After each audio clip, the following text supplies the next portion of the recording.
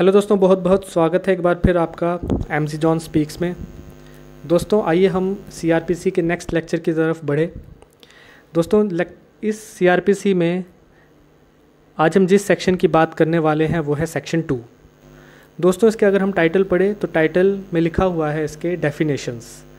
दोस्तों इसमें बहुत ही इंपॉर्टेंट वर्ड्स हैं CRPC के जिनको समझना बहुत ज़रूरी है और वो उन वर्ड्स की डेफिनेशन डिफ़ाइन करता है सेक्शन 2। सेक्शन 2 में बहुत से वर्ड्स हैं जिसकी वजह से ये सेक्शन काफ़ी बड़ा बन जाता है। 3 या 4 वर्ड्स करके हम हर एक वीडियो में समझेंगे और मैं आपको एक्सप्लेन करूँगा एकदम सिंपल लैंग्वेज में कि हर एक वर्ड क्या प्रॉपरली एक्सप्लेन या डिफ़ाइन कर रहा है। आपको बुक खोलने की ज़रूरत नहीं है, आप पहले मेरा लेक्चर सुनिए क्योंकि कंसेप्ट क्लियर होना बहुत ज़रूरी है। और विदाउट अगर आप के कंसेप्ट को क्लियर नहीं करेंगे तो आगे का सेक्शन को भी समझना बहुत ज़रूरी सेक्शन आप समझ नहीं पाएंगे, जो कि समझना बहुत ज़रूरी है। दोस्तों आइए हम उन वर्ड्स के बारे में बात करेंगे जो हम इस वीडियो में समझेंगे और मैं यही कोशिश करूँगा कि आपको एकदम सिंपल लैंग्वेज में समझा पाऊँ। दोस्तों बिना किसी कन्फ्यूजन के आप इसको समझिए और एकदम सिंपल लैंग्वेज में आपको कहीं भी ऐसा समझाने को नहीं मिलेगा, समझने को नहीं मिलेगा इतनी सिंपल लैंग्वेज में जो मैं आपको समझा रहा हूँ। वो 4 वर्ड्स जिसको आज हम समझने जा रहे हैं, सबसे पहला वर्ड है बेलेबल ऑफेंस। दोस्तों बेलेबल ऑफेंस जो कि पार्ट ए डिफाइन करता है क्लॉज 1 में। बेलेबल ऑफेंस आखिर क्या होता है, आपकी इन्फॉर्मेशन के लिए मैं बता दूं कि बेलेबल ऑफेंसेस को कैटेगराइज करता है CRPC। तो उसमें सबसे पहला ऑफेंस आता है बेलेबल ऑफेंस। दोस्तों बेलेबल ऑफेंस 2 पार्ट्स में डिवाइड है, एक तो बेलेबल ऑफेंस खुद और दूसरा नॉन बेलेबल ऑफेंस। तो आइए हम समझते हैं बेलेबल ऑफेंस क्या होता है और नॉन बेलेबल ऑफेंस क्या होता है। बेलेबल ऑफेंस वो ऑफेंस होता है जो कि बेलेबल होता है। कहने का मतलब कि सपोज़ वो बेलेबल ऑफेंसेस जो CRPC ने प्रिस्क्राइब किए हुए हैं, उन ऑफेंसेस में कोई पर्सन क्राइम करता है और पुलिस के पास वो इन्फॉर्मेशन पहुंचती है उस क्राइम करने की। सबसे पहले पुलिस क्या देखेगी?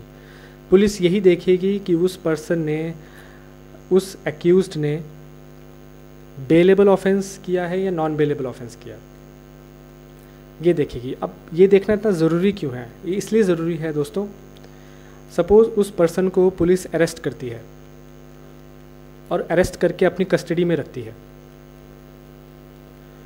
तो जो वो पर्सन है और वो उस पर्सन को बेल लेना है। बेल आप समझते होंगे क्या है, कि उस पर्सन को जब तक कि इन्वेस्टिगेशन चल रही है तब तक वो बाहर ही रहेगा, जेल से बाहर ही रहेगा, लेकिन इन्वेस्टिगेशन तभी भी उसके खिलाफ चलेगी। बेलेबल ऑफेंस में अगर वो पर्सन पकड़ा जाता है और अरेस्ट हो जाता है तो वो पर्सन बेल पुलिस से भी ले सकता है या कोर्ट से भी ले सकता है। उसके पास ऑप्शन होता है, वो दोनों में से किसी में भी बेल जाके ले सकता है अगर ऑफेंस बेलेबल है। दोस्तों नॉन बेलेबल ऑफेंस जो है, अगर पर्सन ने प्रिस्क्राइब्ड नॉन बेलेबल ऑफेंस जो कि CRPC ने प्रिस्क्राइब किया है, उन प्रिस्क्राइब्ड ऑफेंसेस में पर्सन कोई नॉन बेलेबल ऑफेंस कमिट कर देता है, तो उस केस में वो पर्सन पुलिस से बेल नहीं ले सकता। उस केस में वो पर्सन कोर्ट में जाके बेल लेगा। कोर्ट की डिस्क्रिप्शन होगी, मजिस्ट्रेट या जज की डिस्क्रिप्शन होगी, मर्ज़ी होगी कि वो बेल दे, बेल पर एक पर्सन को छोड़े या नहीं छोड़े। किन केसेस में? नॉन बेलेबल ऑफेंसेस में। ये था डिफरेंस। अब बेलेबल ऑफेंसेस वो ऑफेंसेस होते हैं जनरली जो लाइट या लेस सीरियस होते हैं, जो बड़े बड़े ऑफेंस नहीं होते, हीनियस क्राइम नहीं होते, वो ऑफेंसेस होते हैं। तो इसमें आप पुलिस स्टेशन में जाके भी बेल ले सकते हो या कोर्ट में जाके भी बेल ले सकते हो। लेकिन जो नॉन बेलेबल ऑफेंस होते हैं, जो काफ़ी सीरियस इन नेचर होते हैं, उन केसेस में आपको कोर्ट ही जाना है। उसमें कोई चांस नहीं कि आप पुलिस से बेल लो, क्योंकि वो सीरियस ऑफेंस होते हैं, कोर्ट उसको कंसिडर करता है, फिर बेल मिलती है। ये बहुत ही सिंपल लैंग्वेज में मैंने आपको समझाया है बेलेबल ऑफेंस क्या होता है, नॉन बेलेबल ऑफेंस क्या होता है। पहला डिफरेंस क्या है इसका, बेलेबल ऑफेंस लेस सीरियस होता है, छोटा ऑफेंस होता है। नॉन बेलेबल ऑफेंसेस में जो ऑफेंसेस आते हैं वो काफ़ी बड़े ऑफेंसेस होते हैं, सीरियस ऑफेंसेस होते हैं। बेलेबल ऑफेंसेस में जिस पर्सन ने क्राइम कमिट किया है, अगर वो बेलेबल ऑफेंस किया है तो वो पुलिस से भी बेल ले सकता है, कोर्ट से भी बेल ले सकता है। और नॉन बेलेबल ऑफेंसेस में अगर एक पर्सन ने नॉन बेलेबल ऑफेंस का क्राइम कमिट किया है तो वो सिर्फ कोर्ट से ही बेल ले सकता है। ये डिफरेंस था सबसे बड़ा बेलेबल और नॉन बेलेबल ऑफेंस का। ये बेलेबल ऑफेंस और नॉन बेलेबल ऑफेंस कहाँ पे डिस्क्राइब किए हुए हैं, शेड्यूल फर्स्ट में, जो कि हम किसी और वीडियो में उसको समझेंगे। अभी आप इस डेफिनेशन को सिंपल लैंग्वेज में समझिए। अब दूसरे वर्ड की तरफ चलते हैं, चार्ज। चार्ज क्या होता है दोस्तों, इसको सिंपल तरीके से समझेंगे। चार्ज होता क्या है, आईपीसी में जो ऑफेंस है प्रिस्क्राइब्ड, चाहे वो बेलेबल है चाहे वो नॉन बेलेबल है, अगर कोई पर्सन उन प्रिस्क्राइब्ड ऑफेंसेस में से कोई क्राइम कमिट कर लेता है तो उस पर वो चार्ज लगता है। सपोज़ एक पर्सन ने मर्डर किया है किसी का, पर्सन ए है, पर्सन ए ने पर्सन बी का मर्डर कर दिया। पुलिस पर्सन ए को पकड़ती है और देखती है कि कौन सा ऑफेंस उस पर्सन ने किया है। अर्लीस्ट स्टेज पे जो ऑफेंस उनको दिखता है, तो पर्सन ए ने पर्सन बी का मर्डर किया है तो वो मर्डर का ऑफेंस वो अपने फर्स्ट इन्फॉर्मेशन रिपोर्ट में लिख लेगी।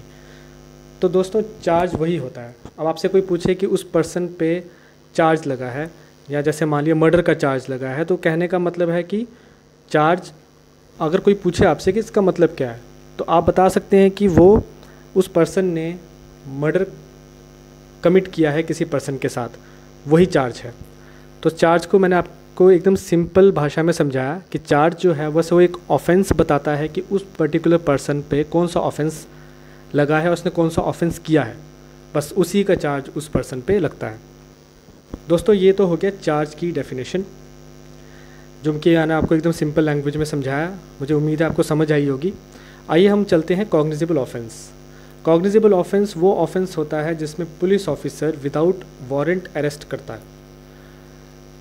अगर तो प्रिस्क्राइब्ड ऑफेंसेस में, सीआरपीसी के प्रिस्क्राइब्ड ऑफेंसेस में कॉग्निजेबल ऑफेंसेस की जो कैटेगरी है उसमें कोई पर्सन वो ऑफेंस करता है, उनमें से कोई भी एक ऑफेंस करता है जो कि कॉग्निजेबल ऑफेंस है, तो उसमें पुलिस क्या कर सकती है, विदाउट वारंट जाके उस पर्सन को अरेस्ट कर सकती है।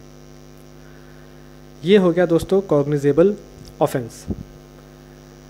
अब हम बात करेंगे कंप्लेंट की कि आखिर कंप्लेंट क्या होता है। कंप्लेंट आप कह सकते हैं इल्ज़ाम होता है जो कि ओरली या राइटिंग में जज को किया जाता है। अब कंप्लेंट कोई पर्सन है, जैसे मैं आपको एग्जांपल दे के समझाता हूँ। जैसे कोई पर्सन है, ए पर्सन ने बी पर्सन के साथ हाथापाई की या सपोज़ मर्डर कर दिया पर्सन बी का। पर्सन सी जो है, जो तीसरा इंसान है, वो उन दोनों का वो इंसिडेंट देखता है और जाके जज को बताता है कि मैंने वहाँ पे लड़ते हुए देखा है जिसमें एक इंसान ने दूसरे को मार दिया है, कत्ल कर दिया है। तो वो दोस्तों वो क्या हो गया, वो ओरल कंप्लेंट हो गया। उसी चीज़ को अगर वो पर्सन राइटिंग की फॉर्म में ले जाके जज को पकड़ाए तो वो रिटन कंप्लेंट हो गया। तो कहने का मतलब कि कंप्लेंट ओरली भी किया जा सकता है, कंप्लेंट रिटन भी किया जा सकता है। अब इसमें सबसे इम्पॉर्टेंट चीज़ जो समझने वाली है वो ये है कि कंप्लेंट कभी भी पुलिस को नहीं किया जा सकता। जो आप पुलिस को जाके बताएंगे वो कंप्लेंट नहीं होता, वो इन्फॉर्मेशन सर्व करना होता है कि आप इन्फॉर्मेशन दे रहे हैं जाके। लेकिन अगर आप जज या मजिस्ट्रेट को जाके बताएंगे तो वो कंप्लेंट होता है। और complaint, first information report complaint नहीं हो सकती, पुलिस रिपोर्ट कंप्लेंट नहीं हो सकती, लेकिन जो इन्फॉर्मेशन सर्व आपने सिर्फ जज को किया है उसको हम कंप्लेंट ही कहेंगे। तो ये सबसे बड़ा इम्पॉर्टेंट पॉइंट है जो कि कंप्लेंट में आता है।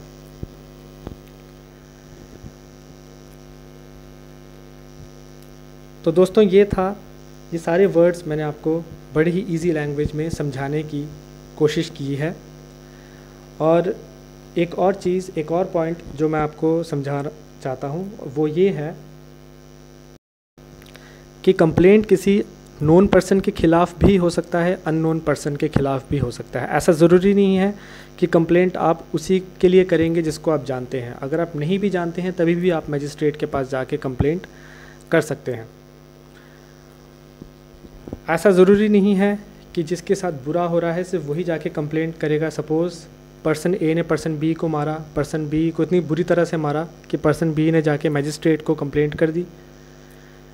पर्सन बी भी कंप्लेंट कर सकता है, और अगर कोई तीसरा व्यक्ति उस लड़ाई को देख रहा था तो वो भी जाके मजिस्ट्रेट को कंप्लेंट कर सकता है। तो ये था कंप्लेंट का पूरा स्ट्रक्चर जो मैंने आपको समझाया। तो ये 4 वर्ड्स थे जो मैंने आपको एकदम सिंपल लैंग्वेज में समझाने की कोशिश की। Bailable, non bailable offence, cognizable offence, charge, complaint. मुझे उम्मीद है आपको समझ आई होगी, और नेक्स्ट लेक्चर में आपको मैं और 4 वर्ड समझाऊंगा जो कि सेक्शन 2 डिफ़ाइन करता है, बहुत अच्छे से डिफ़ाइन करता है।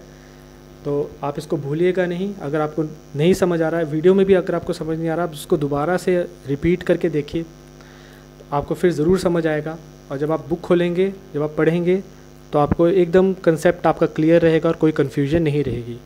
उम्मीद है दोस्तों आपको मेरा ये लेक्चर पसंद आया होगा।